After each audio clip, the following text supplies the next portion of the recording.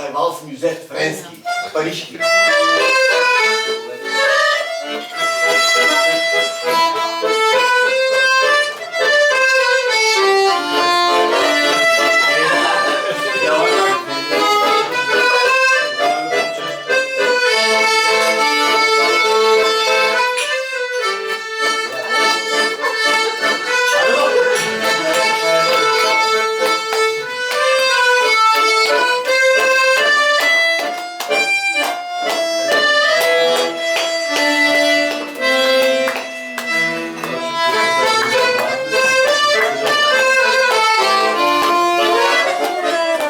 Това е френски валс.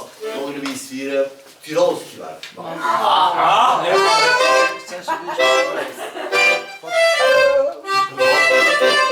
Добре се зарадвахте, може би знаете да пеете с Георги Разлан.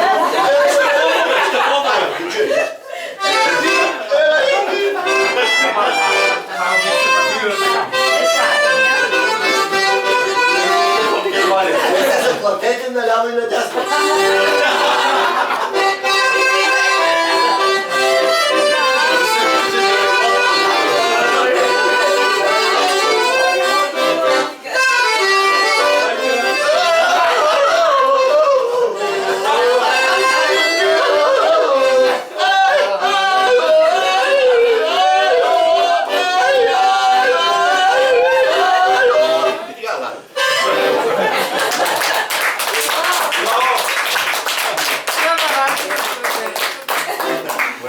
И така, шумно стана. Добре, сега в този стил, след като го разбрахме как е, по Алпите, сред шарените кафяво-бели крави, сега с този ритъм и в този жанр ви сме една песен, която е пак 3/4 и алпийски стил, обаче с думи от Валери Петров. Валери Петров, поет, почина на 93 години, неотдавна, знаменит поет, много струмен, много известен. И така музиката е от Георги Генков, който е композитор и той почина, обаче той е автор на музика, на много музики към филми, към театрални спектакли, към приказки, и на естрадни песни, които се пееха от звезди, може и още се пеят. И така, тази песен се казва песен за възможността да се живее. Може би сте си задавали това въпрос, има ли възможност, няма ли възможност. Сега песента ще ви отговори на мъжния въпрос, за да се живее. И в нея има едни места, които предварително гледам да ги поясня, за да бъде ясен много смисъла на песента. Едното е Allegro non troppo, има такъв израз Allegro non troppo. Това е израз на италиански, който значи весело, не много. Allegro non troppo. И така, весело не много. Вижте, в класическите произведения, композиторите преди всяка част на произведението, горе на партитурата, написват в какво темпо и с какво настроение трябва да се изпълни творбата. Освен, че има значение на какъв такт, за бързината е това. Например, весело, но не много е определено голема бързина.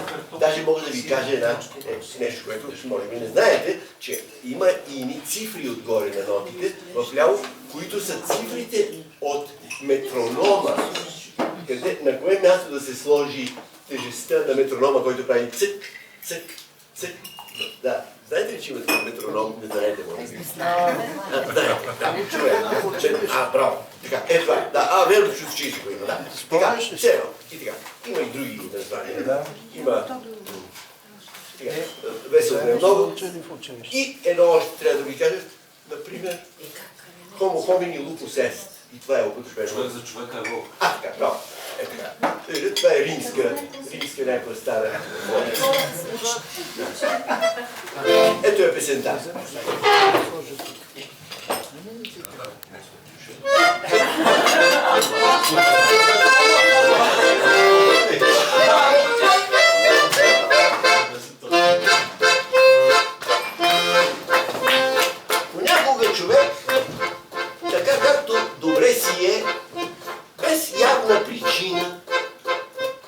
Човек изпада в депресия и мисля си даже, че не е толкова с глупост, когато се каже homo homini lupus.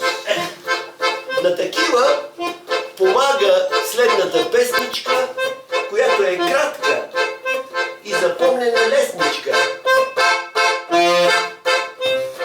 Живота естествено е нещо сложно, понякога даже звучи печално, но да се живее е изобщо възможно. Това е доказано експериментално. Ако днеска нещата... Она е маса се разсея. Ще повторя. Ако днеска... Ако днеска нещата алегро нон тропо са... Помните какво? Да. Весело, но не. То така е било и за Питър Тропуса. Как с брадва от кремък ще нападнеш мамута, да нападне той в същата тази минута. Някои казват падали, други казват не падали. Ние сме склонни към скепсиса и казваме надали. И животът естествено е нещо сложно, понякога даже звучи печално, но да се живее е изобщо възможно. Това е доказано експериментално. В далечната древност за своята мумия фараоните правили ужасни безумия. Всеки тътрел невиждани каменни маси, пирамидата вдигне над нас на баща си.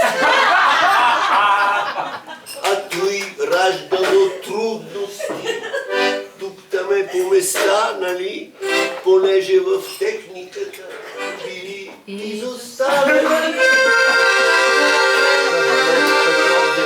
И живота е нещо сложно, понякога даже звучи печално, но да се живее е изобщо възможно. Това е доказано експериментално. По-късно в мрачното средновековие, за да стигнеш до старост, било главно условие да помниш, че винаги е възможно да има една шахта на пода, закрита с килима. Така че във времето рицарско нищо не виждаме също да е за завиждане.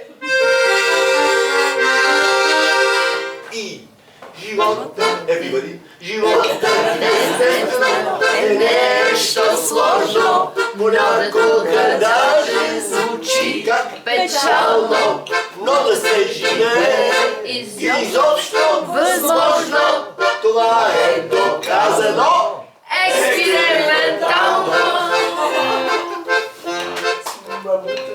В Ренесанса, щом пратили мореплаватели, те мореплаватели, море страшно си патели, че щом се завърнили с Америки нови, моментално ги хвърляли да лежат в окови. Понеже човеците пълни с злоба са, щом някой открие нещо ново на глобуса.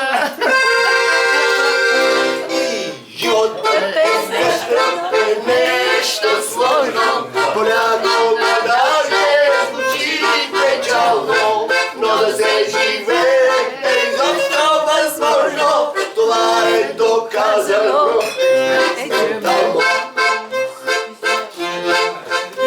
Тъй че нека научим да тази весела песничка, лекуваща нервите и много лесничка.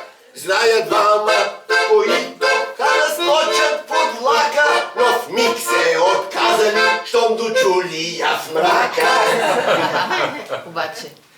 Макар че по-късно, когато разбрали я, разделили си братски шишето с цянкали.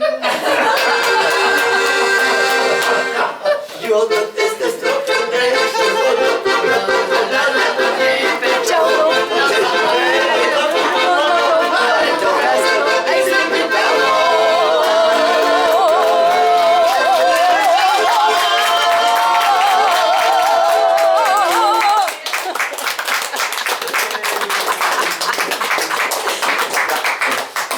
Добре, Почивка. така ще направим почивка.